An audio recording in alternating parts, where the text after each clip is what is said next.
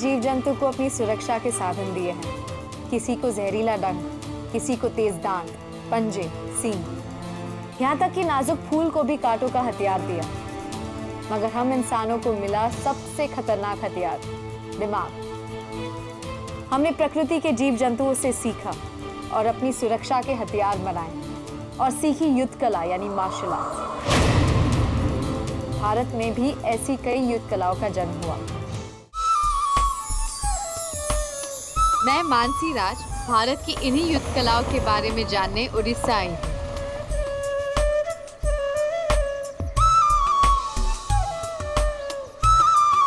हवा, पानी, अग्नि, आकाश और धरती, ये 5 तत्व मानव शरीर के आधार होते हैं।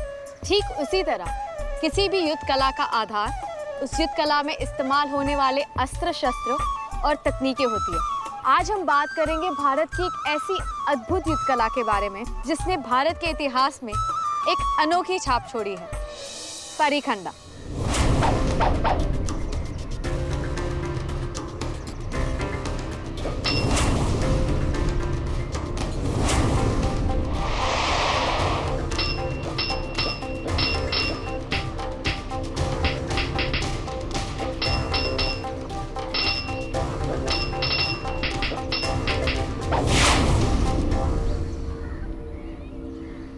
ये विकसित हुई सरायकेला और सिंहभूम के आदिवासी क्षेत्रों में, जो पहले वर्तमान के झारखंड का हिस्सा थे और अब यहाँ उड़ीसा का हिस्सा है।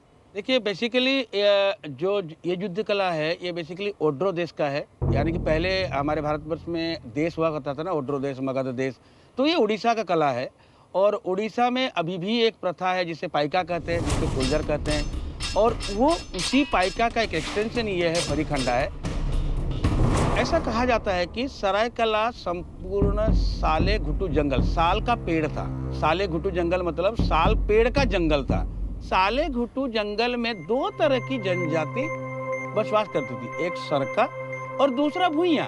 सरका जाति जो था वो आपको कल्टीवेट करता था, और भुइयां जो था वो भूमि जिसको कहते हैं, वो लोग थे फाइटर। फाइटर मतलब शिकारी थे, उनको शिकार खेलना, शिकार करके लाना इनका काम था। 1205 AD में जब राजा दर्प नारायण सिंह ने सिंहभूम राज्य पर अपना आधिपत्य स्थापित किया, तब वो क्षेत्र पूरी तरह से आदिवासी क्षेत्र था। फर्स्ट राजा जो लगा वो है दर्प नारायण सिंह, और वो बूढ़े समय में आए थे, इसलिए बूढ़ा राजा कहता था। ये राजस्थान से बिलोंग्स करते हैं। और सिंह आए थे, लेकिन वो देव लग गई, तो इसलिए वो उन्होंने सिंहभूम डायनेस्टी बनाया उसको। तो 1205 ईस्वी AD में जब ये सिंहभूम डायनेस्टी बनाया गया, तो सबसे पहला डायनेस्टी जो सिंहभूम का बना था वो पोड़ाहाट में बना था। आदिवासियों के पास युद्ध कला तो थी, लेकिन किसी साकार रूप से नहीं। ये इस युद्ध कला का प्रयोग शिकार और अन्य छोटे मोटे संकटों से बचने के लिए करते थे। ये 2 जाति का डिसेंडेंट अभी भी हैं, जिसे आप हमारे उस एरिया में आप अगर देखेंगे तो पूरे हो, माझी, उरांव, अभी तो कई सारे नामकरण हो चुके हैं, कई सारे जातियों का भेदभाव आ चुका है। और सबसे बड़ी चीज है कि ये लोग जब भी जाहिरा पूजा करते हैं, ग्राम देवती बोलते हैं उसको, जाहिरा पूजा, तब ये सारे अस्त्र शस्त्र की पूजा वहीं ग्राम देवती के सामने में करते थे। तो सरायकला बेसिकली ट्राइबल बेल्ट था। पर किसी भी बड़ी चुनौती का सामना कर पाने का प्रशिक्षण इनके पास नहीं था। राजा ने उनके इस युद्ध कौशल को समझा और उन्हें विधिवत युद्ध कला में प्रशिक्षण देना शुरू किया।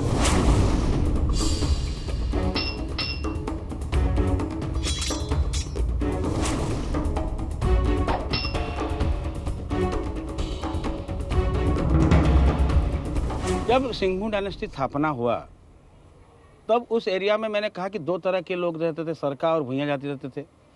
अब नेचुरली बात है कि वहाँ के ही लोगों को राजा अपने सैन्य में शामिल करेगा। ट्राइबल लोग, ये दोनों ही ट्राइबल के थे, तो उनको पहले शामिल किया था उन्होंने।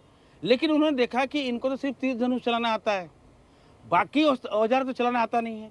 इसलिए उन्होंने इस सिस्टम को वहाँ अडॉप्ट करके डाला, क्योंकि वो राजस्थान के थे। डिसेंडेंट होने से क्या हुआ, उनका तो वो पीढ़ी दर पीढ़ी चलती हुई आ रही थी। तो उन्होंने एक सैन्य छावनी, जिसको छावनी कहेंगे, वो उन्होंने तैयार किया। उसमें विभिन्न तरह की ट्रेनिंग उन्होंने देना शुरू किया। ठीक है, तलवारों का, भालों का, गदा का, तीर धनुष का, है ना, कुल्हाड़ों का। तो अलग अलग ढंग से उन्होंने उसको ट्रेनिंग देना शुरू किया।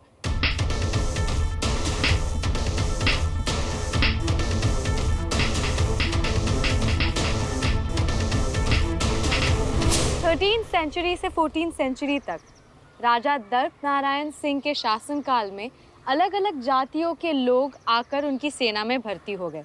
ये युद्ध कला जो फरीखंडा बनाया गया, जब सिंहभूम डायनेस्टी में इसकी उद्भावन हुई और सिंहभूम डायनेस्टी में जब इसकी डेवलपमेंट हुआ, तो उन्होंने काफ़ी अलग अलग तरीके, अलग अलग चीज़ों को मिला के मतलब क्या, एडप्ट कर जैसे एनिमल्स की मूवमेंट को इमिटेट कर, क्योंकि वो एरिया सिंहभूम डायनेस्टी जो एरिया था वो पूरा जंगल था। ज़्यादातर युद्ध कलाओं में प्रयोग किए जाने वाले अस्त्र तलवार और ढाल ही होते हैं। अगर परिखंडा का अर्थ जाना जाए तो परी यानी ढाल और खंडा यानी तलवार। 7 सारंडा हिल्स था। 7 मतलब वो उड़ीसा से लेकर अभी जिसे आप मध्य प्रदेश से कटा हुआ क्या कहेंगे छत्तीसगढ़, वहाँ तक वो पूरा बेल्ट में फरीखंडा था। राजा दत्त नारायण के बाद उनके 46 वंशजों ने इस युद्ध कला की कमान संभाली। मेरे बहुत रिसर्च वर्क में मैंने उनकी क्रोनोलॉजी लगाई कि भाई दर्पनारायण सिंह से लेकर अभी तक आदित्य प्रताप, लास्ट राजा जो आदित्य प्रताप सिंह था, वहाँ तक का एक हमने बनाया। बीच में अर्जुन सिंह आए, अर्जुन सिंह पहला आए, अर्जुन सिंह सेकंड आए, है ना, हटम्बर सिंह आए, आजमबर सिंह आए। वो धीरे धीरे चलता गया, लेकिन सबसे ज़्यादा उन्नति जो हुई है 18th सेंचुरी, 19th सेंचुरी और 17th में। इस युद्ध कला के विकास का पता उस बात से चलता है कि राजा दर्प नारायण सिंह के एक और वंशज राजा काशीराम द्वितीय और उनके बेटे छत्रपति के शासनकाल में, जो 17वीं शताब्दी में था, उस समय तक भी मुगल अपना आधिपत्य इस क्षेत्र में स्थापित नहीं कर पाए थे। ओड्रो देश को मुगलों ने कभी नहीं किया है, क्योंकि उस साइड में मजबूत राजा लोग थे। मुझे ऐसा नहीं लगता है कि क्योंकि 36 गणजात, देखिए 36 गणजात कम नहीं होता है, एक 36 डायनेस्टी होता है, तो इकट्ठे थे, इतनी मजबूत था। हो सकता है वो भी कारण हो कि भाई ये इकट्ठे हैं। राजा दर्प नारायण सिंह के वंशजों ने सिंहभूम राज्य का विस्तार करना शुरू कर दिया। इसमें से एक वंशज थे राजा विक्रम सिंह। उस समय वहां पर मुंडा, भुनिया, हू, हाजी और कोल जैसे आदिवासी निवास करते थे। तब सरायकेला की सुंदरता इतनी अधिक थी कि राजा को किसी भी तरह अपना आधिपत्य वहां पर स्थापित करना ही था। काशीराम और इनके जो छत्रपति का और इनके डिसेंडेंट ही वो थे विक्रम सिंह, तो उनको ऐसा लगा कि ये जो योद्धा है, जो मेरे सैन्य है, ये सफिशिएंट नहीं है युद्ध विद्या में। राजा विक्रम सिंह की युद्ध कला सिंहभूम क्षेत्र से प्रभावित थी, जो उनको राजा दर्प नारायण से विरासत में मिली थी। जब उन्होंने आदिवासियों की युद्ध कला को जाना और समझा, तब उन्होंने अपनी युद्ध शैली में आदिवासियों की युद्ध शैली को मिलाना शुरू किया। सिर्फ यही नहीं, राजा ने ओडिशा के पाइका योद्धाओं की युद्ध तकनीकों को जाना और अपनी युद्ध शैली में उनकी युद्ध तकनीकों को शामिल किया।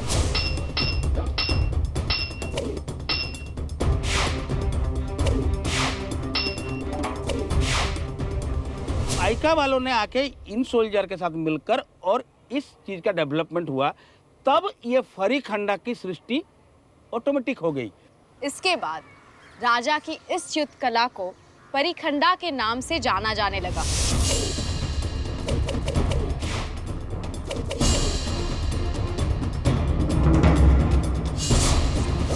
उसमें कई चीजें मिली, केवल पाइका की चीज नहीं मिली है, कई चीजें मिली है। देखिए गदा युद्ध हमारे ट्रेडिशन में है, ये भी ये जितनी युद्ध आप देख रहे तरीका, हाँ ये जरूर है कि अटैक और डिफेंस की मूवमेंट में परिवर्तन जरूर हुई। राजा विक्रम सिंह ने सिंहभूम पर अपना आधिपत्य तो स्थापित कर लिया, पर सरायकेला पर अपना आधिपत्य स्थापित करना इतना आसान नहीं था। सरायकेला के कुछ कबीले के सरदार राजा के आधिपत्य को स्वीकार ही नहीं कर रहे थे। राजा ने बहुत प्रयास किया, पर उनको काबू में लाना बहुत मुश्किल था। वो अपनी वीरता और शारीरिक शक्ति में राजा से बिल्कुल भी कम नहीं थे। तब राजा ने इस समस्या के हल स्वरूप उस कबीले की एक लड़की से शादी कर ली। उन्होंने एक वहाँ के मतलब ट्राइबल बेल्ट का जो लड़की था उससे शादी करा। इसीलिए किसलिए ये हुआ कि इनका ये जो राजाओं का जो भाषा है, अभी जो बोलते हैं ये लोग राजाओं की तरह भाषा नहीं बोलते हैं। ये लोग थोड़ी सी निचले कास्ट की भाषा बोलते हैं। मुझे लगता है शायद वो जो लड़की से शादी करा था उनसे जो बच्चे पैदा हुए, इसलिए भाषा भी उनके मुंह से जो निकला वो उनकी भाषा निकल रही थी। वो लोग भुइयाँ थे। जिस लड़की से शादी करा था जगन्नाथ भुइयाँ उसका पिताजी का नाम था, और उनकी पूरी फैमिली को इन्होंने शादी करने के बाद जो न्योता डाला उस पे वो हमारे एरिया में वो छान मिलता है ना, हंडिया बोलते उसको, वो पिला के उनको काट दिया गया। इस घटना के बाद राजा विक्रम सिंह को सरायकेला से संबंधित सारी समस्याओं से निजात मिल गया।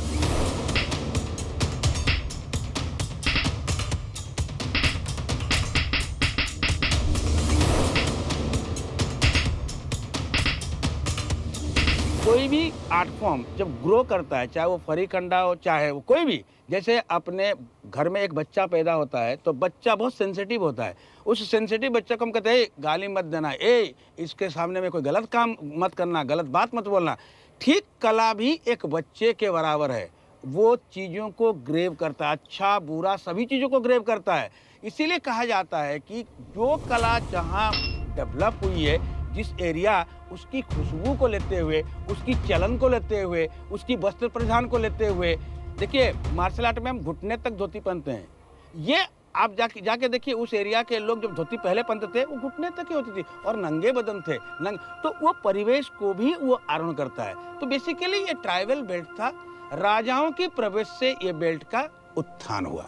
फरीखंडा युद्ध कला अब सिंहभूम, सरायकेला और उड़ीसा इन तीनों क्षेत्रों की युद्ध कलाओं का निचोड़ बन चुकी थी। अब इसे टक्कर दे पाना बहुत ही मुश्किल था। स्वाभाविक है, ऐसी अद्भुत सी युद्ध कला में प्रयोग किए जाने वाले अस्त्र शस्त्र भी असाधारण होंगे।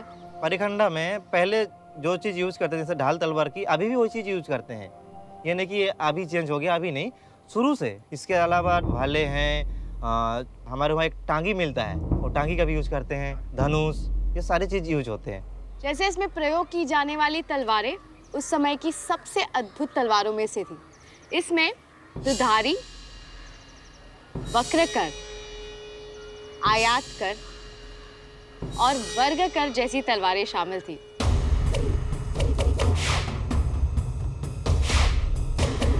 बारह 1205 ईस्वी से लेकर अभी तक ओरल मेथड में चलती हुई आ रही है ये कला। जब ये फरीखंडा एस्टैब्लिश हुआ तो फरीखंडा में पशु पक्षी की मूवमेंट को इमिटेट कर योद्धा लोगों ने अपने फाइट यानी कि अपने युद्ध को विद्या की कौशल में किस तरह से उसको मिलाया, चाहे वो पैर से हो, बॉडी से हो, काटने से हो, किस तरह से मिलाया, वो सबसे बड़ी चीज है इस फरीखंडा का जो बनाने में वो योगदान किया।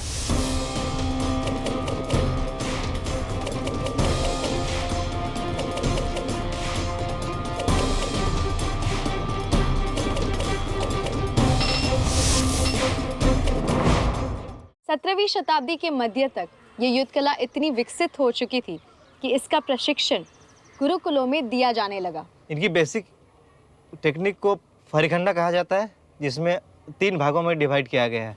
चाली, उफली, खेल। चाली के अंदर आता है जो हमारे पुराने गुरुओं जी ने जो इमिटेट किए थे, जैसे कि पशु पक्षियों को चाल को इमिटेट किए थे चाली के अंदर, जिनके नाम है चाली में हाथी चाली, बाघ चाली,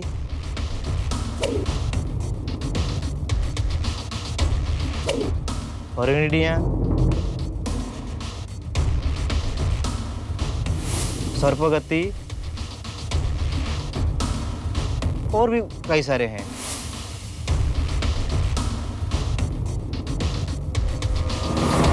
उपली में आते हैं तो 36 उपली हैं, जिसमें से 18 हैं जो फीमेल के और 18 हैं मेल के। जो 18 फीमेल के हैं, जो हमारे वहाँ के घरेलू महिलाएं सुबह से लेकर दोपहर तक जो घरेलू काम करते थे, उसी चीज़ को उन्होंने इमिटेट किए हैं। और बाकी जो 18 मेल के हैं वो जो पुरुष लोग सुबह से लेकर पूरी शाम तक जो काम करते थे, वो चीज़ उन्होंने हमारे गुरु ने इमिटेट किए थे।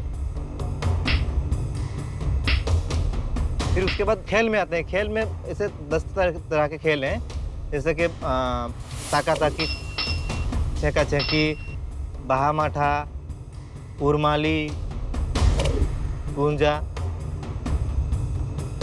तो उन्हीं में से धीरे धीरे जब हमें सिखाया गया, बॉडी को तैयार करने के लिए हमारे गुरुओं ने बेसिक एक्सरसाइज उन्होंने बनाए।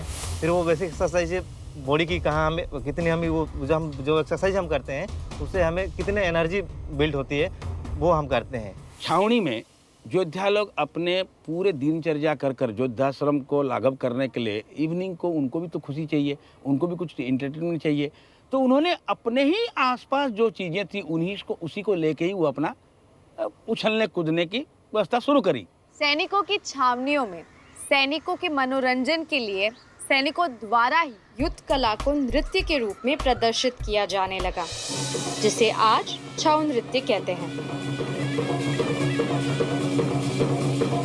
भारत में जितनी भी युद्ध कला है, हर युद्ध कला से थोड़ी थोड़ी इन्फ्लुएंस हर स्टेट में है, लेकिन छऊ डांस एक ऐसी कला है जिसमें पूरी फरीखंडा इन्फ्लुएंस है। बेसिकली क्या है कि इस छऊ डांस की समय को हम 3 भागों में बांटते हैं, अखाड़ा, अखाड़ा से पहले और अखाड़ा के बाद, जो अभी चल रहा है। मुझे ऐसा लगता है कि वो जो योद्धाश्रम को लाघव करने के लिए वो जो काम करते, किसी राजा के दिमाग लगा होगा, और मुझे लगता है ये उदित नारायण सिंहदेव का पक्का लगा होगा, क्योंकि उदित नारायण सिंहदेव बहुत समझदार थे। तो उन्होंने अपना दिमाग लगाया और उससे एक नृत्य के रूप दिया। फरीखंडा की विधिवत शिक्षा के क्षेत्र में उपेंद्र बिस्वाल और बनमाली दास, इन 2 गुरुओं का नाम सबसे पहले आता है। उड़ीसा के राजा पुरुषोत्तम ने इन दोनों गुरुओं को सरायकेला के आदिवासियों को सैन्य प्रशिक्षण देने के लिए भेजा था। उपेंद्र बिस्वाल अपने आप में एक फरीखार थे, मतलब वो पाइका ही थे। तो उपेंद्र बिस्वाल ने सरायकेला आके, सरायकेला सिंहभूम डायनेस्टी में 2 स्टूडेंट पैदा किया, बनमाली दास और राजेंद्र पटनायक। बनमाली दास बहुत अच्छा फरीखंडा जानते थे और राजेंद्र पटनायक बहुत अच्छा डांस जानते थे। तो उपेंद्र बिस्वाल की जो टेक्निक थी, जो पाइका की टेक्निक उड़ीसा का था, वो टेक्निक उन्होंने यहाँ मिलाया। उन्होंने इंस्ट्रूमेंट को ज्यादा यूटिलाइज कर बॉडी को ज्यादा चलाने का तरीका बताया, जो उनके शिष्यों में देखा जाता है, राजेंद्र पटनायक और बनमाली दास। बनमाली दास मयूरभंज चले गए और राजेंद्र पटनायक पुरुलिया चले गए, इसलिए 3 छाऊ बन गया, पुरुलिया, मयूरभंज और सरायकेला।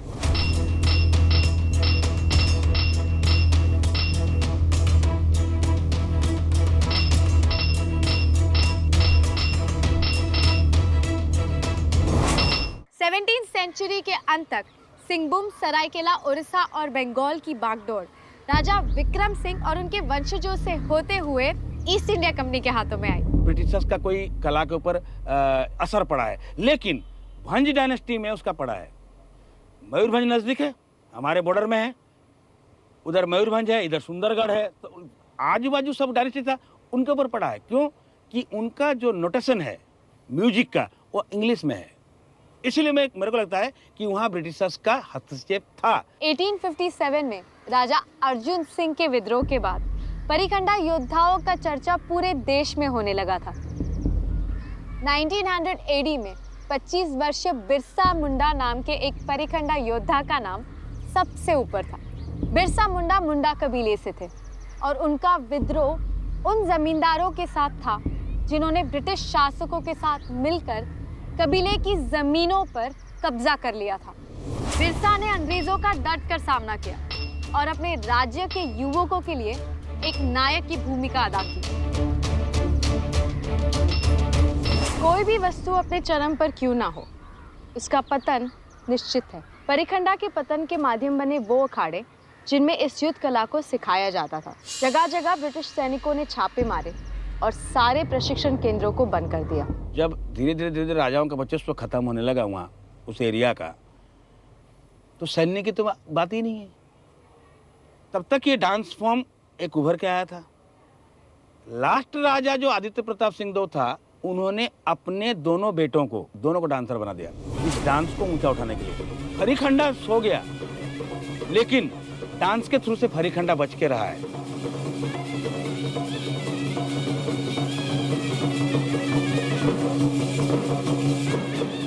आज जो आप देख रहे हैं ये डांस के थ्रू से देख रहे हैं ना, फरीखंडा बोल के तो अलग से नहीं देख रहे हैं, डांस के थ्रू से देख रहे हैं, क्योंकि वो योद्धा तो रहे नहीं, वो योद्धा। और सबसे बड़ी चीज है कि राजाओं का सब खत्म हो गया। जब खत्म हो गया राजाओं का, तो फिर वो लोग क्या करेंगे जो योद्धा लोग थे, तो उन लोगों ने ये डांस के थ्रू से ट्रेनिंग दे। जिससे विक्रम कुंभकार हैं, वो फरीखार थे, वो डांसर नहीं थे, लेकिन फरीखंडा का मास्टर आदमी थे, जिन्होंने हमको फरीखंडा सिखाया, और वही चीज हम डांस में आके देखे। अब इस युद्ध कला के प्रशिक्षण केंद्र नहीं रहे, मगर छाव नृत्य के रूप में फरीखंडा आज भी जीवित है।